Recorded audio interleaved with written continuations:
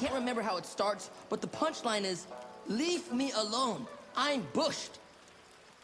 Flexibility, core, explosive, balance. Previously on Avatar. The first half of book 3 does a phenomenal job of demonstrating Aang's physical healing journey in a sense, and also psychological healing as well. So I finished my beach episode, or my filler episode of fitness on this channel. I can go ahead and cross it off the bucket list. Book 3 is probably one of my favorite pieces of creation for various reasons. Not only is it the climax of the finale, not only is it the culture of the Fire Nation, not only is it similar to my anger because my anger is similar to a fire like many other people's, but ultimately I love fire because of its emphasis on explosive training. So in this video, we're going to talk about how firebending is similar to explosive training and how we can apply some of those principles in the real world. Firebending in Avatar: The Last Airbender is primarily based on Northern Shaolin Kung Fu, a dynamic and aggressive Chinese martial art known for its strong, explosive movements, powerful hand and leg techniques, and quick advances and retreats. This style's emphasis on power, precision, and agility aligns well with the fiery and often destructive nature of firebending. Explosive strength refers to the ability of an individual to generate a significant amount of force in a short period of time. Examples would include jumping, clean and jerk, and even the start off to a sprint. How is that similar to firebending? Well, put simply, it's generating force or fire in a short amount of time. Want to say hi? And as a quick little side note, this is just the geek in me. So I think this is interesting because while all the other nations manipulate the elements, whether it's manipulating air, water, or earth, fire is the only element where you don't have to manipulate, you create. Unless you're the Forbidden film that came out in 2010. Digressions aside, firebending reminds me of explosive training because of lesson 1, power. So there is an obsession with power in season 3, whether it's taking away the Fire Nation's power during an eclipse. Okay, we surrender. Whether it's helping Katara unlock her potential through bloodbending, or whether it's to demonstrate how pure and even innocent firebending is with the help of firebending masters. If you notice, it's all about self-mastery and trying to push your body to its limits. Now, even though we're not firebending in the real world, which is a good thing too, because I feel like there'd be a whole lot more Last Airbenders for lack of better words. I am about to celebrate becoming an only child! The human body, even though it doesn't firebend, is still incredibly strong and powerful, like a firebender. For example, bone is an optimized natural material. It's lightweight, but crazy strong for its size. We can think of the femur as literally like nature's titanium barbell. It's dense enough to hold the weight of a car, so to speak, but it's also light enough to help you sprint. Another example which I absolutely love is this, smelling salts. Ooh, yeah, that's strong. This is a mix that releases ammonia gas when cracked open. What happens to the body when you do this? Basically, these salts trick your body into a flight or fight response. It can trick your brain into thinking you're about to fight a tiger when in reality you're just going to squat heavy weight. Now, how come this comes in handy with explosive lifting and powerlifting? Well, most explosive and powerlifting sets are normally within the 1 to 6 rep range, where you're lifting heavy weight and you're going to need as much energy as you can humanly give without hurting yourself. So that extra surge of adrenaline that comes from smelling the salts can help raise your arousal levels, improve focus, decrease pain, and up your muscle recruitment, so to speak. As a result, you're able to move more heavier weight than you would in a calm state. So you're not going to be strong forever, but it will help you reach your potential, just like a certain comet, Sozin's comet. The movements of the firebenders, whether it's Azula's acrobatics, Zuko and Aang's dancing dragon, Ozai's movements, they're very similar to the hypnotic movements of a powerlifter or anyone performing explosive training or anyone trying to be an Olympian obsessing over their power.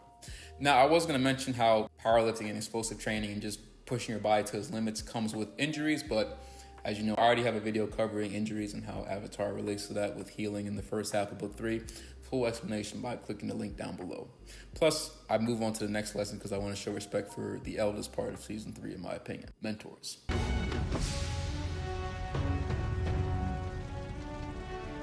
Well, look who's here. How do mentors tie in with explosive training? Well, an older mentor can provide an athlete with invaluable perspectives based on their life and athletic experience. The seasoned wisdom can help younger athletes learn from the successes and failures of their mentor. And as a result, they have a sense of stability and reassurance that is especially helpful during high-pressure situations, like when the Fire Lord's about to burn down the whole Earth Kingdom. In simplest terms, a mentor's scar can be your source of wisdom. You don't have to learn the hard way. You can learn and get ahead of the curve by means of your mentors. And that's something that's also heavily emphasized in Season 3. From the creepy old blood-bending lady to Sokka's master, to Zuko teaching Aang, and to the old master, which is probably one of my favorite episodes of any type of television show of all time. Everyone needs a mentor, and while personally I'm at a point where I reject the deification of a mentor, I understand they're important, I don't worship them. At the same time, everyone needs at least one or two people that they can trust to give them guidance in life. While injuries can still occur, an experienced lifter or mentor may be more susceptible to sensing an overuse injury and help novice lifters avoid certain acute injuries or basically improve technique or reduce overload in their body. That way they don't have to get injured in the first place to begin with. And ultimately, a mentor can help broaden your perspective and help you realize that while sometimes life will give you a yes or no option or a black or white option, life tends to be full of gray areas, and you come to realize that there's more than one solution to a problem. And that takes us nicely to the final lesson, which is one of my favorites, Aikido. So what does Aikido mean? So I think this is cool because the Fire Nation itself is inspired from ancient Japan, and Aikido is a Japanese form of self-defense. Basically, rather than fighting an opponent's force, the goal is to blend with and redirect their energy. It involves fusing one's physical and mental power to become more integrated as a human being, and it aims to achieve a peaceful resolution instead of conflict by redirecting aggression and neutralizing non-violently. I think you see where I'm going with this. I took away your firebending. You can't use it to hurt or threaten anyone else ever again. So more than just self-defense, the meaning behind it and the principles behind it is to achieve a peaceful resolution by blending with an attacker's force rather than confronting it head-on, non-violently. The art relies on proper body mechanics, leverage, and timing, making it accessible to practitioners of varying sizes and physical abilities. It emphasizes defeating an opponent's balance rather than overpowering them, using an enemy's weakness against them, dressing up as the enemies, being taught by the enemy, and redirecting the lightning of an enemy. The founder taught that the ultimate victory is over one's limitations, fears, and aggressions, not over an opponent. This basically is the finale of Avatar, whether to take a life or not.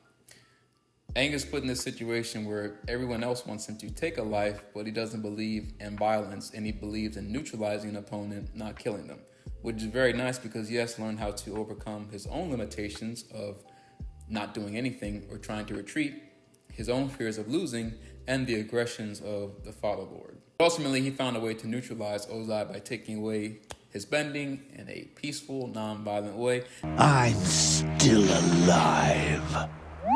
And this is something that I actually really like. A lot of times, it's so many times in entertainment, it's always like the bad guy has to die somehow. But I like in this case, back in 2008, I feel old. Forgive me in the comment sections. But back in 2008, they were even showing kids and families that it's not just a black or white solution. There's always a peaceful way to resolve a conflict. I guess we should call you the Loser Lord. Or how about King of the guys who don't win? Leave the nicknames to us, honey.